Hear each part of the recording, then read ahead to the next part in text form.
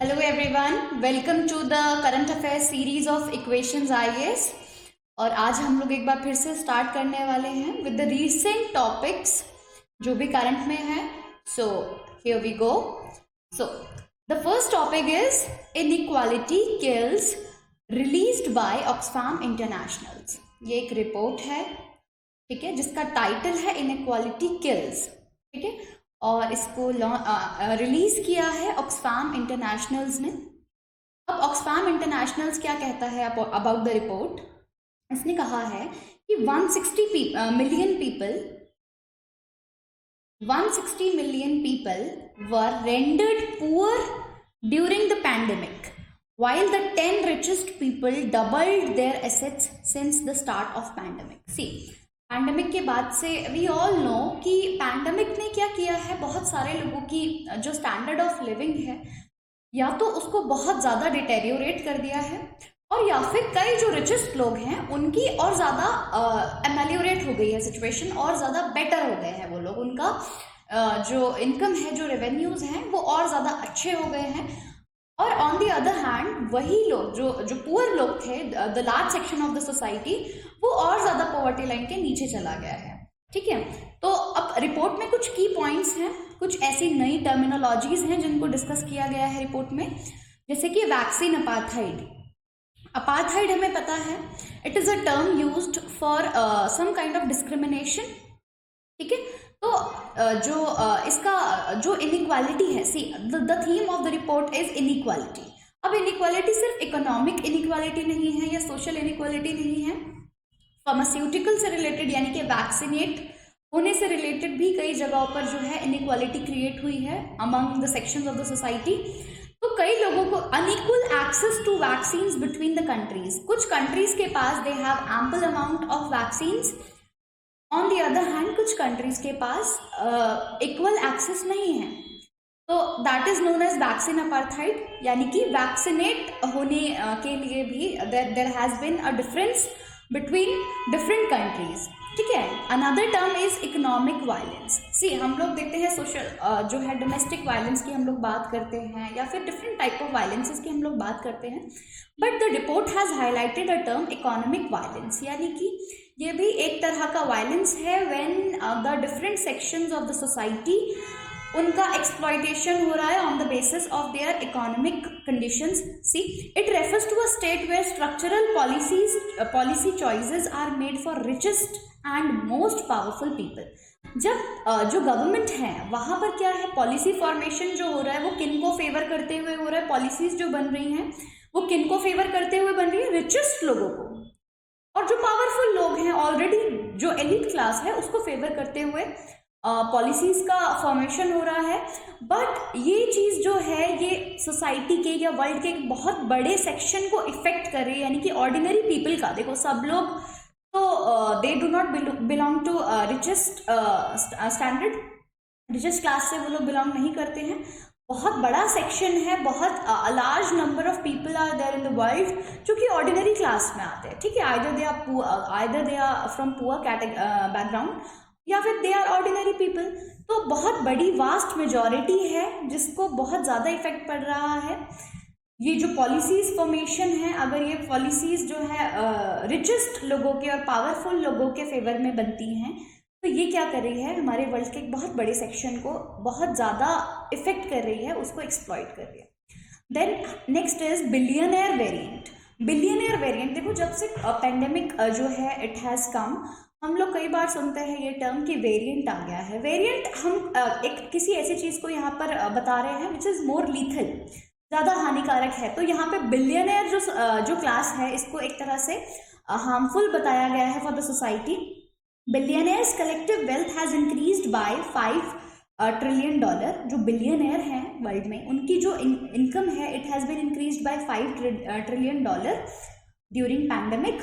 और ये जो एग्रीगेशन है यानी कि वर्टिकल हो रहा है, यानी कि कुछ पर्टिकुलर लोगों के जो है फेवर में या कुछ पर्टिकुलर लोगों की वेल्थ जो है वो डबल हो रही है, बट जो कि बहुत बड़ा सेक्शन है वो और ज़्यादा वो उनको पुश कर दिया गया है behind the below the poverty line, ठीक है। तो ये क्या है, डेंजरस है for the world, this is dangerous for the world, क्योंकि एक गैप जो है, गैप क्रिएट हो रहा है, जो एक इकोनॉमिक गैप है वो बढ़ रहा है between the rich and the poor, तो this is danger. Next is, अब इंडिया के कॉन्टेक्स्ट में क्या कहती है report, India kills inequality kills, India के बारे में बात करते हैं। The report underlines that the pandemic has gender parity back from 99 years now 135 years. अब जेंडर पैरिटी यानी कि जेंडर बायसनेस ले आया है, जेंडर डिस्क्रिमिनेशन एक तरह से, यानी कि फीमेल्स का जो पार्टिसिपेशन था इकोनॉमी में वो कहीं ना कहीं उसको मतलब हैम्पर हुआ है। और the stark wealth inequality in India is a result of economic system rigid in favor of super rich over the poor marginalized. For example, decreasing corporate taxes and increasing indirect taxes. अभी 2016 में wealth tax को भी उस time पे and कर दिया गया था, और एक एग्जांपल ये है कि कॉर्पोरेट टैक्स जो है, क्योंकि ईज ऑफ डूइंग बिजनेस को बढ़ाने के लिए और इन्वेस्टमेंट्स को अट्रैक्ट करने के लिए कॉर्पोरेट टैक्स जो है उसको कम किया गया था, ठीक है। और इनडायरेक्ट टैक्सेस जो कि किसको बेयर करने पड़ते हैं, कॉमन मैन को बेयर करने पड़ते हैं, जो कंज्यूमर्स हैं उनको बेयर करने पड़ते हैं, तो उनके ऊपर जो है टैक्सेस का बर्डन एक तरह से ज़्यादा हो गया। और कॉर्पोरेट्स जो हैं, just to attract the investments और ईज ऑफ डूइंग बिजनेस को प्रमोट करने के लिए उनके ऊपर से टैक्सेस का जो है टैक्स लेवाई जो है उसको कम कर दिया। तो एक तरह से कहीं ना कहीं इकोनॉमिक बर्डन पुअर पे ज़्यादा हो गया और रिचेस के फेवर में चली गई ये चीज़। तो it has also helped the rich people to double their income. Next is under funding for public services जैसे कि हेल्थ, एजुकेशन, ठीक है, और सोशल जो सिक्योरिटी स्कीम्स हैं, ठीक है, वर्कर्स के लिए जो स्कीम्स हैं, और इन तरह की सभी चीज़ों में, हॉस्पिटैलिटी में, हेल्थ वगैरह में जो है फंडिंग प्रॉपर नहीं है, अंडर फंडिंग हो रही है। जो एक अप्रोप्रिएट अमाउंट जो फंडिंग होनी चाहिए वो नहीं हो रहा है। Plus privatisation is detrimental. The report further says that privatisation of basic services like health and education are detrimental to equality. जैसे कि हॉस्पिटल्स और एजुकेशन सिस्टम को जो है प्राइवेटाइज यानी कि किसी इंडिविजुअल्स के ओनरशिप जो मिल जाती है, तो इससे क्या होता है, जो लोग इन सर्विसेज को बेयर नहीं कर सकते हैं, तो they are relying on the government schools, government hospitals, but privatisation की वजह से कहीं ना कहीं इनकी सर्विसेज में एक तरह से डिटेरियोरेशन हुआ है। और प्राइवेट हॉस्पिटल्स जो हैं, प्राइवेट स्कूल्स जो हैं, वो बहुत अच्छी से अच्छी सर्विसेज वहाँ पे प्रोवाइड कर रहे हैं, मतलब एक तरह से लग्जरी बन गया है। और जो कंपैरेटिवली अगर देखें तो पब्लिक हॉस्पिटल्स एंड स्कूल्स, उनकी सर्विसेज में बहुत ज़्यादा डिटेरियोरेशन दिखा है। तो ये एक तरह से और डिवाइड क्रिएट कर रहा है between the riches and the poor section of the society के लिए। एक तरह से ये this is not very good thing. So अब रिकमेंड क्या करती है रिपोर्ट हैज़ रिकमेंडेड कि जो इंडिया की वेल्थ है वो वापस से डिस्ट्रीब्यूट होनी चाहिए, यानी कि रिचेस के ऊपर और टैक्स लगाने चाहिए, जो कि टैक्स मैंने भी बताया आपको, वेल्थ टैक्स जिसको डिसकंटिन्यू कर दिया गया था 2016 में, इसको वापस से लेकर के आना चाहिए। और रिचेस मतलब एक तरह से इक्वली डिवाइड होनी चाहिए, जो भी इनकम है, जो भी इकोनॉमिक रिसोर्सेज हैं, they should be equally divided between each and every section of the society. तो जो रिचेस हैं उनके ऊपर थोड़े से और टैक्सेस लेवाई करके, और एक तरह से उस जो इनकम जनरेट होगी वहाँ से, जो वेल्थ जनरेशन होगा, उसको वापस से डिस्ट्रीब्यूट करना चाहिए among the poor. Next is redirect the wealth to save lives and invest in our future. Redirection होना चाहिए, यानी कि जहाँ जहाँ पर भी अभी तक इन्वेस्टमेंट्स हैं, उस इन्वेस्टमेंट को चेंज करके ऐसी जगहों पर उसकी इन्वेस्टमेंट करनी चाहिए जो कि फ्यूचर के लिए भी हमारे बेटर हो और लोगों की लाइफ को सेव करने के लिए फेवरेबल हो, ठीक है। Change the rules and shift the power in the economy and society. और रूल्स और पॉलिसीज का भी चेंज होना चाहिए, पावर शिफ्ट होनी चाहिए from the riches to the poor, ठीक है। और रूल्स जो मैंने अभी आपको बताया कि पॉलिसीज जो है, जो फॉर्म होती हैं policies in the favour of all the rich people या जो भी कैपिटलिस्ट हैं, उनके फेवर से हटके ये पुअर लोगों के वेलफेयर के लिए भी इसका एक तरह से दोबारा से इनका फॉर्मेशन होना चाहिए।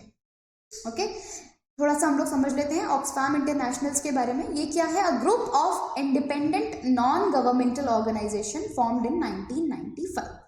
ठीक है, जो नाम है ऑक्सफैम कहाँ से आया है? Oxford committee for famine relief. Famine relief के लिए एक ऑक्सफोर्ड कमिटी बनी थी, वहां से ये नाम आता है ऑक्सफैम, और ये बनी थी ब्रिटेन में 1942 में। द ग्रुप कैंपेन फॉर, और ये ग्रुप जो था ये क्या कर रहा था उस टाइम पे? फेमाइंस की जो प्रॉब्लम आई थी at the time of second world war, तो ये उसको सपोर्ट कर रहा था, यानी कि स्टार्विंग, हंगर जो है, starving women and children in enemy occupied Greece, जो ग्रीस में मतलब जो भी वर्ल्ड वॉर के टाइम पर जो भी जो कंट्रीज थी जहाँ पर the people they were struggling from hunger या फिर इस टाइप की जो भी प्रॉब्लम्स थी फूड सप्लाई से रिलेटेड, उसको ये हेल्प कर रहा था। और अभी ये क्या कहता है? It aims to maximise efficiency and achieve greater impact to reduce global poverty and injustice. ठीक है, ग्लोबल पॉवर्टी और इनजस्टिस को खत्म करने के लिए ये अभी वर्क कर रहा है, और इसका सेक्रेटेरिएट है नायरोबी, केन्या में। नेक्स्ट हम लोग बात करते हैं नुसांत्रा के बारे में। सी, इंडोनेशिया की जो कैपिटल है it has been shifted to Nusantara, और अभी तक जकार्ता वाज द कैपिटल, और अभी नुसांत्रा जो कि ईस्ट कैलिमेंटन में है वहां पर इसको शिफ्ट कर दिया गया है। कैलिमेंटन ये रहा, ये कैलिमेंटन है, ये क्योंकि हमें पता है इंडोनेशिया इज एन आर्किपेलागो, यानी कि ग्रुप ऑफ आइलैंड्स। तो पहले सुमात्रा यहाँ पर हुआ करती थी प्रीवियस कैपिटल, बट अभी it has been shifted to Kalimantan, और कैलिमेंटन का भी ये वाला जो पार्ट है यहाँ पर होगा नुसांत्रा। ओके, नुसांत्रा इधर होगा, और यहाँ पर ये जो जावा है, कई सारे आइलैंड्स हैं, तो Java is the most populous island of Indonesia. सबसे ज़्यादा कंट्री, सबसे ज़्यादा जो पॉपुलेशन का जो एक कॉन्सेंट्रेशन है वो इस आइलैंड पर है। और सुमात्रा जो है, जो कि अब तक कैपिटल हुआ करती थी, तो सारे के सारे इंफ्रास्ट्रक्चरल डेवलपमेंट सब चीज़ यहाँ पर हुई है। तो उन इंफ्रास्ट्रक्चरल डेवलपमेंट्स की वजह से कहीं ना कहीं सीपेज का प्रॉब्लम क्रिएट हुआ है, और अब ये एक थ्रेट इसको बताया जा रहा है, ऐसा प्रिडिक्ट किया जा रहा है कि बाय द ईयर ऑफ 2050 ये जो पूरा आइलैंड है ये इमर्स हो जाएगा, ये एक तरह से डेंजर में है। तो that is why the capital has been shifted to Kalimantan, यानी कि नुसांत्रा। ठीक है, the move was tripped by president Joko Widodo in April 2019। Joko Widodo जो यहाँ के प्रेसिडेंट थे, उन्होंने 2019 में ये चीज़ लेकर के आई थी, और बताया था कि कंजेशन की वजह से, क्योंकि बहुत ज़्यादा ये कैपिटल थी अभी तक, तो कंजेशन था यहाँ पे, और कंजेशन की वजह से बहुत ज़्यादा डेंसली पॉपुलेटेड होने की वजह से, और जावा आइलैंड पर भी इसी तरह का प्रॉब्लम है, और सुमात्रा में भी यही प्रॉब्लम है। तो इस वजह से जकार्ता को जो है अब शिफ्ट कर देना चाहिए टू कैलिमेंटन।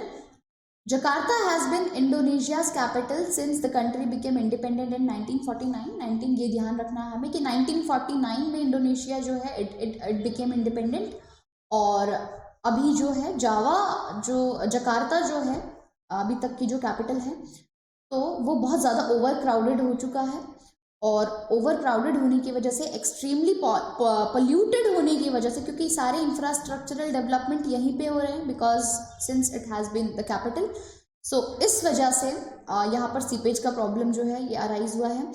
और क्या है, Jakarta has long been plagued by serious infrastructural problems and flooding exacerbated by climate change, with experts predicting up to a third of the city could be underwater by 2050।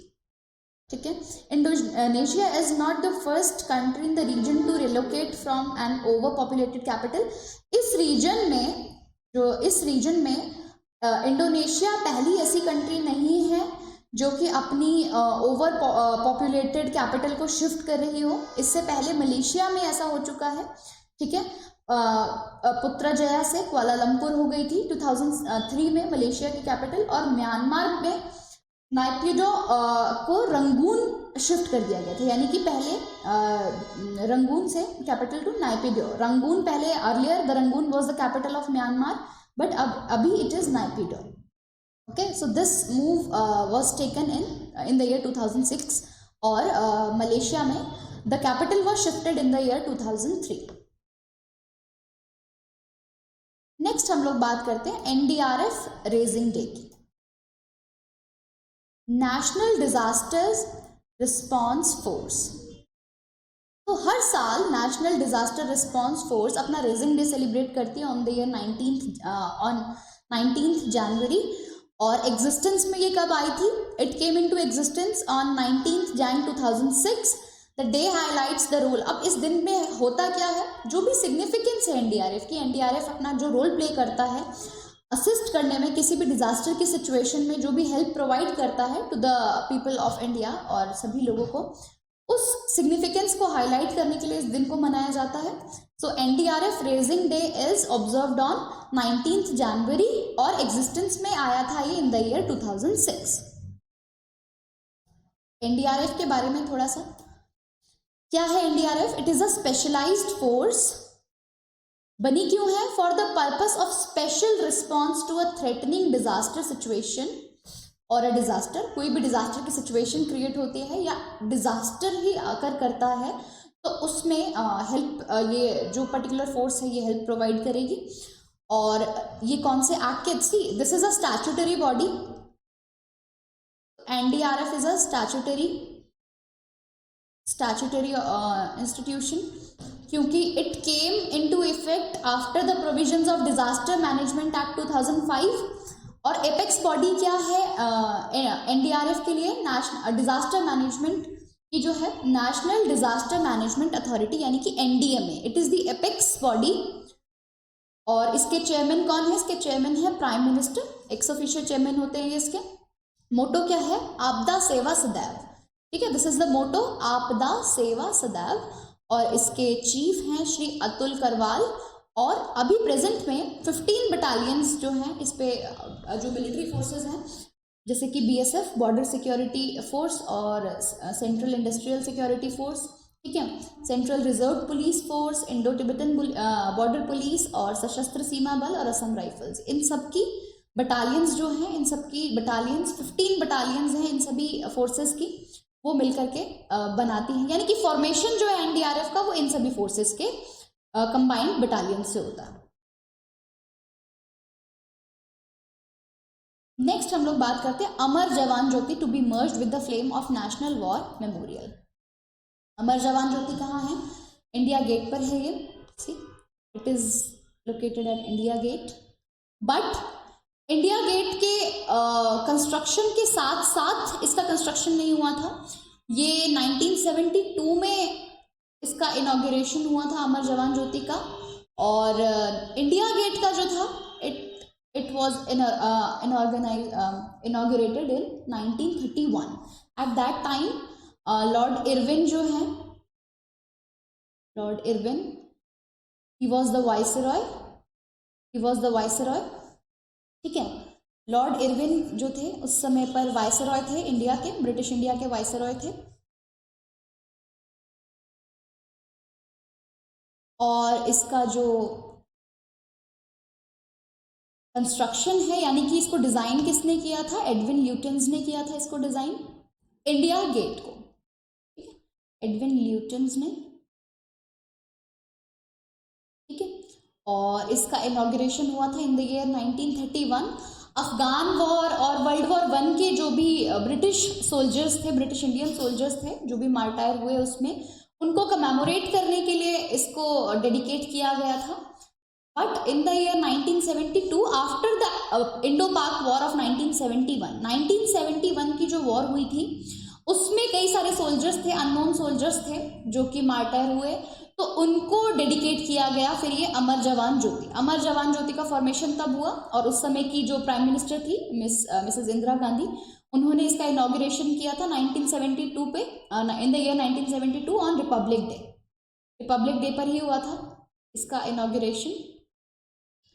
और ये dedicate किया गया उन सभी soldiers को जो 1947 के बाद भी जितनी भी वॉर्स हुई, और स्पेशली 1971 में जो एंटी लिबरेशन वॉर जो हुई, जिसके बाद की बांग्लादेश का फॉर्मेशन हुआ, तो उसमें शहीद होने वाले सभी सैनिकों को एक तरह से ट्रिब्यूट दिया गया बाय द कंस्ट्रक्शन ऑफ अमर जवान ज्योति, और तभी से अमर जवान ज्योति जो है बिल्कुल भी बुझे बिना जल रही है। इसके ये जो है 4 इसके अर्न्स हैं, और ये चारों हमेशा लिटेड नहीं रहते हैं, इनमें से एक अर्न ही हमेशा लिटेड रहता है। चारों तब जलाए जाते हैं जब कोई स्पेशल ओकेजन होता है, जैसे कि इंडिपेंडेंस डे या फिर रिपब्लिक डे, इन सभी डेज पर ये चारों लिट किए जाते हैं। अदरवाइज एक ही अर्न है जो कि हमेशा बिना एग्जॉस्ट हुए जलता है। ठीक है, अब क्या डिसाइड किया गया है, क्योंकि देखो ये एक हिस्टोरिक मूव है, बहुत टाइम से 1972 में जब इसका इनॉग्रेशन हुआ तभी से ये जल रहा था, but now the flame will be moved to the flame of national war memorial. इसी से ये जो अमर जवान ज्योति यानी कि इंडिया गेट से 400 मीटर्स की दूरी पर 2019 में एक नेशनल वॉर मेमोरियल बनाया गया, नेशनल वॉर मेमोरियल, जो कि पोस्ट इंडिपेंडेंस के बाद पहला ऐसा नेशनल वॉर मेमोरियल था जो कि डेडिकेट किया गया हो। इससे पहले सब इंडिपेंडेंस से पहले का ही था India Gate. Now it has been constructed in the year 2019, 400 metre दूर है ये, और इसके बीचों बीच एक फ्लेम है। Now that flame will be considered as मतलब इस फ्लेम की, अमर जवान ज्योति की मर्जिंग अब इस फ्लेम के साथ कर दी जाएगी। तो this was a historic move, और the flame will be moved in a torch national war memorial along with guard contingent, और the decision to merge the 2 flames was taken as there can not be 2। देखो इसको decision को क्यों लिया गया, पहली चीज तो यही कि पोस्ट इंडिपेंडेंस यानी कि प्रॉपर इंडियन सोल्जर्स को कमेमोरेट करने के लिए ऐसा कोई मेमोरियल नहीं था, प्लस जो इस तरह से दिस इज नॉट एक्सेप्टेड कि 2 फ्लेम्स जल रही हों एकदम इतनी क्लोज प्रॉक्सिमिटी में।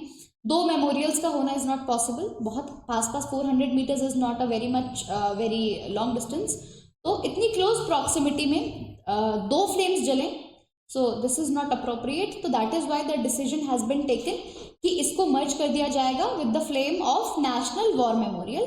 अब जो नेशनल वॉर मेमोरियल है उसका स्ट्रक्चर कुछ कंसेंट्रिक सर्कल्स जैसा है, जैसे कि कंसेंट्रिक सर्कल्स होते हैं, इस तरह के चक्र बने हुए हैं, तो इस तरह के 4 चक्र हैं और बीच में फ्लेम है। तो सबसे बाहर वाला जो चक्र है इसको हम लोग अमर चक्र कहते हैं, यानी कि सर्कल ऑफ इमोर्टैलिटी। उसके अंदर वाले चक्र को वीरता चक्र कहते हैं, सर्कल ऑफ ब्रेवरी, ठीक है, सर्कल त्याग चक्र और रक्षा चक्र, ये इस तरह से है अंदर से, अमर चक्र और देन वीरता चक्र, त्याग चक्र और रक्षा चक्र, ठीक है, यानी कि सर्कल ऑफ प्रोटेक्शन। तो इस टाइप से इसकी स्ट्रक्चरल फॉर्मेशन है। नेक्स्ट टॉपिक हमारा है पराक्रम दिवस।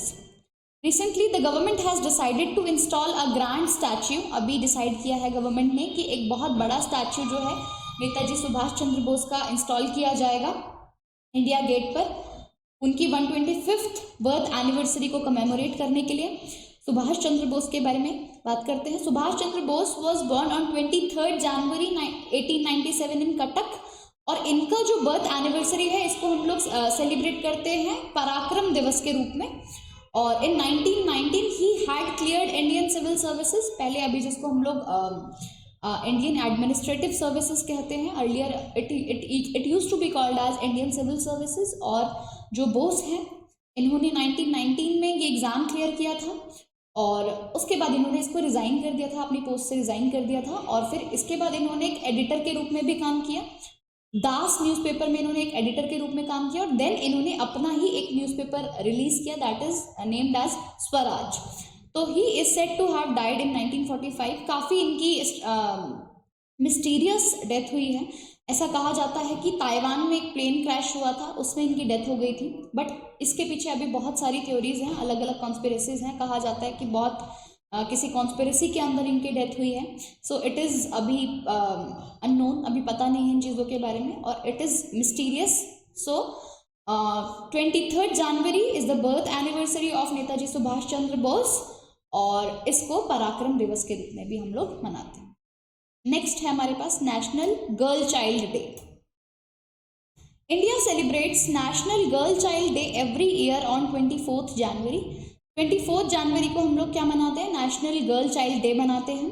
और सबसे पहला जो नेशनल गर्ल चाइल्ड डे है वो ऑब्जर्व हुआ था इन द ईयर 2008, पहला इनिशिएशन 2008 में था by the ministry of women and child development. The main focus is on changing societies attitude towards girls, decrease female foeticide and create awareness about decreasing sex ratio. Change करना है इस day को observe करने का जो main motive है। तो एक तरह से जो गर्ल चाइल्ड के लिए जो एक नेगेटिव एटीट्यूड है सोसाइटी में अभी भी, वैसे तो बहुत चीज़ें अब चेंज हो रही हैं, धीरे धीरे करके चीज़ें सिचुएशन अच्छी हो रही है, बट स्टिल बहुत सारे ऐसी जगह हैं, बहुत सारे ऐसी मतलब परसेप्शन है अभी भी लोगों के बीच में जो एक नेगेटिव एटीट्यूड क्रिएट करता है for the girl child. Female foeticide होता है, ठीक है। और अवेयरनेस बढ़ाने के लिए कि जो सेक्स रेशियो है वो घट रहा है, यानी कि 1000 बॉयज़ पर नंबर ऑफ गर्ल्स का जो रेशियो है दैट इज़ डिक्रीजिंग। हालांकि कुछ टाइम पहले रिपोर्ट्स आई थी और कहा जा रहा है there is a positive growth, but still एक अवेयरनेस क्रिएट करनी है ताकि ये जो रेशियो है ये हमेशा अच्छा रहे, मेंटेन्ड रहे। So this day is all about this. और कुछ और भी स्टेप्स हैं जो कि गवर्नमेंट ने लिए हैं इस परसेप्शन को चेंज करने के लिए, इस एटीट्यूड को चेंज करने के लिए, और फीमेल का जो है एक बढ़ाने के लिए, फीमेल का एक काइंड ऑफ ऑनर बढ़ाने के लिए in the society. So one of such steps are Beti Bachao Beti Padhao. This programme और this scheme was launched in the year 2015 और ये किसको एम करता है, सेलेक्टिव सेक्स अबॉर्शन जो है, फीमेल का जो बच्चों का, गर्ल चाइल्ड का जो अबॉर्शन है, सेलेक्टिव सेक्स अबॉर्शन, सिलेक्शन करते हैं लोग, अब सेक्स डिटरमाइन कर लेते हैं और उसके बाद अबॉर्ट कर देते हैं if it is a girl child. तो इसको रोकने के लिए, इसको काउंटर करने के लिए इस स्कीम को लॉन्च किया गया। और डिक्लाइनिंग चाइल्ड सेक्स रेशियो, जो चाइल्ड सेक्स रेशियो जो कम हो रहा था उसके बारे में अवेयर करने के लिए, this was 918 girls for every 1000 boys. तो 2011 के सेंसस के हिसाब से this was the child sex ratio. अभी इट हैज़ बीन चेंज्ड। और क्या है, और another step was Sukanya Samriddhi Yojana. It was also launched in the year 2015 और किस लिए किया गया है इसको, for the welfare of girl child, to promote the welfare of the girl child. It encourages parents. ये क्या है, एक तरह की इन्वेस्टमेंट स्कीम है और ये क्या करती है, पेरेंट्स को एनकरेज करती है कि वो अपनी बेटी के बच्चा यानी कि गर्ल चाइल्ड जो है उसके फ्यूचर के लिए, यानी कि उसकी एजुकेशन या उसकी मैरिज के लिए, उन सभी एक्सपेंसेस के लिए इन्वेस्ट करें, फंड्स बिल्ड करें, सो दैट उनको फ्यूचर में हेल्प मिले, फाइनेंशियल हेल्प मिल सके for the education and the marriage of the girl. Next is CBSE Udaan scheme. Udaan scheme के बारे में हम लोग सुनते हैं, otherwise the whole name is CBSE Udaan scheme because it was launched by CBSE, Central Board of Secondary Education. So उड़ान is a project launched by CBSE to address low enrollment. Girls का enrolment बहुत कम था schools में, तो उसको promote करने के लिए, उसको एड्रेस करने के लिए ये स्कीम लाई गई, लॉन्च की गई। और साथ साथ प्रेस्टिजियस जॉब जो है, इंजीनियरिंग इंस्टीट्यूट्स में गर्ल्स का बहुत ज़्यादा एनरोलमेंट कम था, उसको भी बढ़ाने के लिए स्कीम को लॉन्च किया गया। Next, national scheme of incentives to girls for secondary education, NSIGSE। It is a centrally sponsored scheme launched in the year 2008। 2008 में ही लॉन्च कर दिया गया था इसको, जो कि क्या किस चीज़ को प्रमोट करती है, promotes the enrolment of girl child for the secondary education, यानी कि 14 ईयर्स से 18 ईयर्स के बीच तक की एज की जो गर्ल्स हैं उनको सेकेंडरी एजुकेशन के लिए प्रमोट करना। कई गर्ल्स जो हैं वो they get themselves de-rolled from the school. Primary education के बाद कई बार ऐसा होता है कि आगे कंटिन्यू नहीं करते हैं पढ़ाई, बट जो ये पर्टिकुलर स्कीम है इट प्रमोट्स या फिर एनकरेज करती है गर्ल चाइल्ड जो गर्ल्स हैं उनको to get the secondary education. Next is Subhash Chandra Bose आपदा प्रबंधन पुरस्कार। See, the Gujarat Institute of Disaster Management (GIDM) and Professor Vinod Sharma, the founder or coordinator of the National Center of Disaster Management, has been selected for the Subhash Chandra Bose आपदा प्रबंधन पुरस्कार। So ये नाम याद रखना हमें कि विनोद शर्मा जो हैं और Gujarat institute of disaster management जो है, इनको शॉर्टलिस्ट किया गया है, इनको फाइनलाइज किया गया है for the Subhash Chandra Bose Aapda Prabandhan Puraskar of 2022 for their excellent work in disaster management. The central government has instituted the annual award. ये एक तरह का annual award है और इसको दिया ये उन लोगों को दिया जाता है जिन्होंने बहुत ज़्यादा वेलर दिखाया है, अपना बहुत ज़्यादा कंट्रीब्यूट किया है फॉर द डिज़ास्टर मैनेजमेंट। उन सभी लोगों को या उन सभी इंस्टीट्यूशंस को ऑनर करने के लिए ये पर्टिकुलर अवार्ड जो है इसको लाया गया है। The award is announced every year on 23 जनवरी। अब हमें पता ही है, नाम से पता चल रहा है, because it is the birth anniversary of Subhash Chandra Bose, तो दैट इज़ वाई 23 जनवरी को ही ये अवार्ड जो है इसको अनाउंस किया जाता है। It carries a cash prize of 51 lakh का कैश प्राइज है और सर्टिफिकेट है फॉर द इंस्टीट्यूशंस और 5 लाख और सर्टिफिकेट है for the individuals. Next is corruption perception index 2021। Recently, the Corruption Perception Index (CPI) 2021 was released by Transparency International. Overall, the CPI shows that control of corruption has stagnated or worsened in 86% of the countries over the last decades. पिछले कुछ दशकों में क्या हो रहा है, पिछले एक दशक से क्या हो रहा है कि जो CPI है, क्योंकि इस रिपोर्ट के हिसाब से सब पता चल रहा है कि जो करप्शन को कंट्रोल जिस लेवल पर किया जाना चाहिए वो लेवल मेंटेन नहीं हो पा रहा है, वो स्टैग्नेट हो गया है, रुक गई है। जो कंट्रोल रेट है वो रुक चुका है या फिर और ज़्यादा वर्स हो गया है या फिर और ज़्यादा खराब हो चुका है।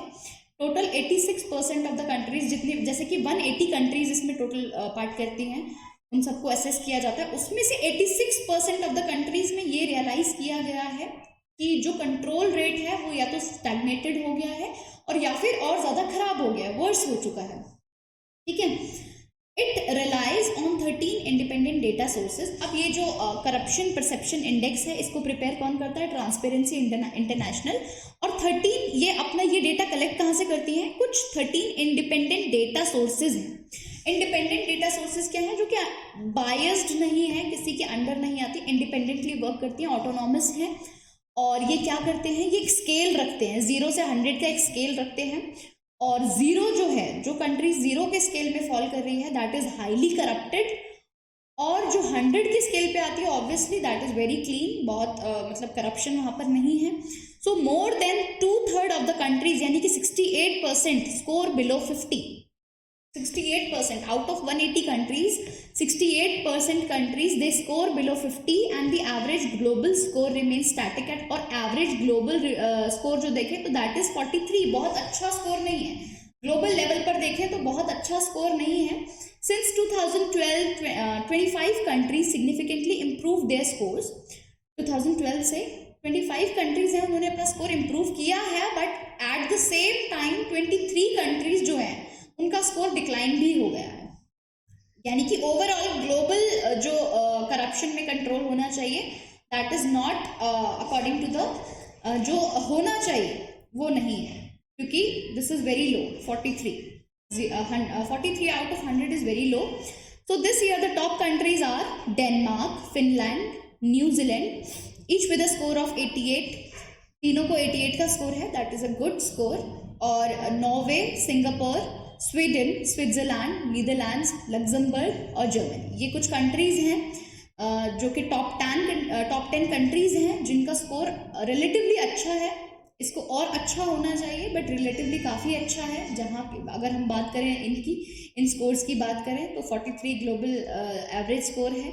बट जो बॉटम कंट्रीज हैं they are South Sudan, Syria, Somalia. ठीक है, these are the bottom countries और इनका स्कोर भी हम लोग देख सकते हैं यहाँ पे 11, 13 एंड 13। सो इंडिया, अब इंडिया के कॉन्टेक्स्ट में देखें तो India ranked 85 among 180 countries. Ranking है, this is not the score, see this is ranking. India की रैंक है 85 among 180 countries. In the current index 86 in 2020। 2020 में इट वॉज 86 और 2019 में इट वॉज 80। ठीक है, तो जो ये रैंक है इंडिया की, ठीक है। इस बार थोड़ा इम्प्रूव हुआ है, बट 2019 से कंपेयर करें तो बहुत ज़्यादा शिफ्ट हो गई है नीचे की तरफ। Transparency international gave India a CPI score of 40। इसका स्कोर क्या है? CPI स्कोर है 40। इंडिया में करप्शन का स्कोर हम लोग यहाँ से असेस कर सकते हैं। तो except Bhutan, all of India's neighbours are ranked below it. Bhutan, India की जितनी भी नेबरिंग कंट्रीज हैं, नेबर कंट्रीज हैं, सिर्फ भूटान है जो जिसका स्कोर इससे बेटर है, अदरवाइज सभी के सभी नेबरिंग कंट्रीज का स्कोर इससे नीचे है। जैसे कि Pakistan dropped 16 spots in the index and was ranked at 140। Pakistan की रैंकिंग है 140, जो कि बहुत नीचे है इंडिया से।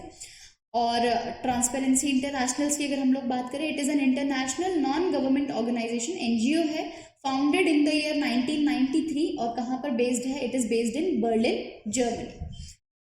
So the last topic is National Voters Day. India observes National Voters Day every year on January 25. 26 को it is the Republic Day और 25 को it is National Voters Day। और इस दिन को हम लोग ऑब्जर्व करते हैं to encourage more young voters to take part in the political process. Political process में ताकि ज़्यादा से ज़्यादा जो यंग वोटर्स हैं वो पार्ट करें। Election commission of India is celebrating 12th national voters day on 25 जनवरी 2022। तो इस साल it was the 12th national voters day and the theme was making elections inclusive, accessible and participative. Inclusive मतलब हर society के हर section को इसमें include किया जाए, irrespective of their economic background और उनका जेंडर या फिर उनका एजुकेशनल जो स्टेटस है, उस सबको इरिस्पेक्टिव ऑफ ऑल दैट सबको इंक्लूड किया जाए in the process of political process. Accessible, सब तक सब पहुंच सके, इस तक एक्सेसिबल होना चाहिए। पार्टिसिपेटिव, सबका पार्टिसिपेशन होना चाहिए। तो द थीम वाज दैट। और जो नेशनल वोटर्स डे है इसको मनाया जा रहा है फ्रॉम द ईयर 2011 और all the countries to mark the foundation day of election commission of India. और क्या है ये? इट इज, क्यों मनाते हैं इसको? Because it is the foundation day of election commission of India. Election commission of India इसी दिन बना था। So this was it, this was the last topic. तो अगर आपको मेरा वीडियो अच्छा लगा हो तो आप हमारे चैनल को सब्सक्राइब करें और अपने दोस्तों के साथ शेयर भी करें। Thank you so much. मिलते हैं अपनी अगली क्लास में।